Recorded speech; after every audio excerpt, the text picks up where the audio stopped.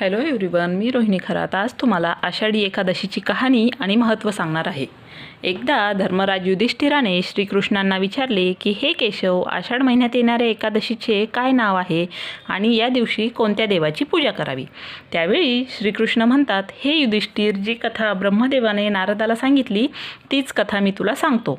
एकदा नारद मुनीने सुद्धा ब्रह्मदेवाला हाच प्रश्न विचारला होता. तेव्हा ब्रह्मदेव म्हणाले, हे नारद, तू कलियुगातील जनतेच्या उद्धारासाठी अगदी योग्य तो प्रश्न विचारला आहे. कारण या महिन्यात येणारी एकादशी सर्व एकादशींमध्ये सर्वश्रेष्ठ अशी मानली जाते. या दिवशी उपवास केल्याने आपली सगळी पापं नष्ट होतात आणि पुण्यप्राप्ती होते.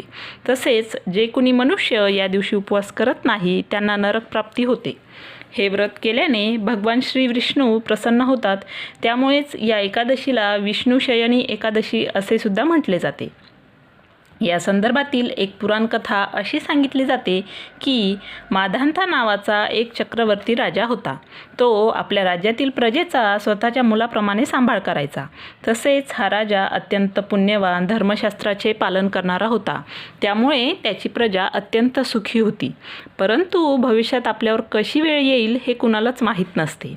तसेच या राजाला सुद्धा माहीत नव्हते की त्यांच्या राज्यात लवकरच भयंकर असा दुष्काळ पडणार आहे. त्यांच्या राज्यात सलग 3 वर्षे पाऊस न पडल्यामुळे दुष्काळ पडला. संपूर्ण जमीन कोरडीठाक पडली. पाण्याचा एक थेंबसुद्धा आकाशातून पडत नव्हता आणि त्यामुळेच तेथील प्रजा त्रस्त झाली आणि याचा परिणाम स्वरूप त्या राज्यातील होमहवनं, पूजापाठ, यज्ञ सर्वच कमी होत गेलं. प्रजा राजाकडे आपली ही समस्या घेऊन जाते, पण राजा अगोदरच या समस्येमुळे चिंतेत असतो.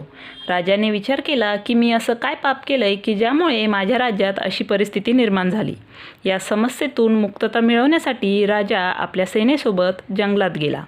फिरत असताना एक दिवस राजा अंगिरा ऋषींच्या आश्रमात आला. तेथे त्याने त्यांना नमस्कार केला.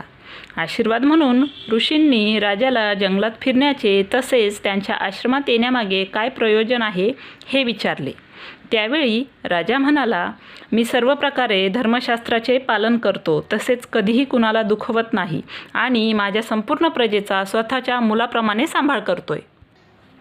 राजाच्या हातून घडलेल्या पापकर्माची शिक्षा प्रजेला भोगावी लागते असं शास्त्रात सांगितलेलं आहे. पण तरी मी नेहमीच धर्मनीतीप्रमाणे वागतो. तरीसुद्धा माझ्या राज्यात ही दुष्काळाची परिस्थिती का? त्यावर ऋषी म्हणाले की हे सतयुग आहे आणि हे युग सर्व युगांमध्ये श्रेष्ठ असल्याने या युगामध्ये धर्मनीतीप्रमाणे वागण्याला अत्यंत महत्त्व आहे. तसेच वेद पठन करण्याचा अधिकार आणि ज्ञानग्रहण करण्याचा अधिकार फक्त ब्राह्मणांना आहे आणि तुझ्या राज्यामध्ये एक शूद्र या नियमांचे उल्लंघन करून ज्ञानग्रहण करत असल्यामुळे तुझ्या राज्यात अशी दुष्काळजन्य परिस्थिती निर्माण झाली आहे. त्यामुळे या समस्येवर उत्तर हवे असेल तर त्या शूद्राला ठार करावे लागेल, तेव्हाच ही परिस्थिती आटोक्यात येईल. परंतु राजा अत्यंत दयावान आणि प्रजाहितदक्ष असल्याने राजाला त्या शूद्राला ठार मारणे चुकीचे वाटले. का तर तो फक्त ज्ञानग्रहण करतोय. त्यामुळे राजाला ही गोष्ट अत्यंत चुकीची वाटली आणि राजाने ऋषींना दुसरा उपाय सुचविण्यास सांगितले. तेव्हा ऋषी म्हणाले, आषाढ महिन्यात येणाऱ्या एकादशीचे व्रत तू प्रजा, सेवक आणि मंत्र्यांसोबत कर. त्यामुळे तुझ्या राज्यावर आलेले हे संकट नष्ट होईल. हे ऐकून राजा आपल्या राज्यात परत येतो आणि संपूर्ण प्रजा तसेच सेवक आणि मंत्र्यांसोबत एकादशीचे व्रत करतो आणि त्याचे फळस्वरूप त्या राज्यात पाऊस पडतो आणि दुष्काळी परिस्थिती नष्ट होते. अशी ही आषाढी एकादशीची कहाणी. या एकादशीला देवशयनी एकादशी असे सुद्धा म्हटले जाते.